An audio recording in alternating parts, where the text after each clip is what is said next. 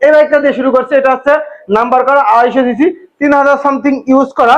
বাইকটা তো অবশ্যই 25-এর বাইক, বিকজ এই বাইক তো 25 সালে আসছে, তাই না? সো এটার প্রাইস হচ্ছে 4 লক্ষ টাকা নাম্বার সহ। এখানে জিক্সার হায়ার সিসি 3,65,000 টাকা। আসলে কিছু সম্মান করা হবে।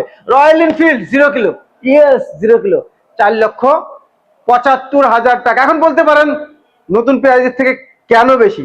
কারণ নতুন তো সঙ্গে সঙ্গে পাচ্ছেন, আর আমাদের ইনস্ট্যান্ট 0 মাইলেজের বাইক পাচ্ছেন।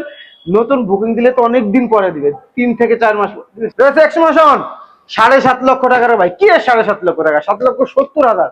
2 বছরের পেপারসে আরো 20,000, 7,90,000 টাকা। ও মাই গড, বাংলাদেশ সব থেকে দামি বাইকটা।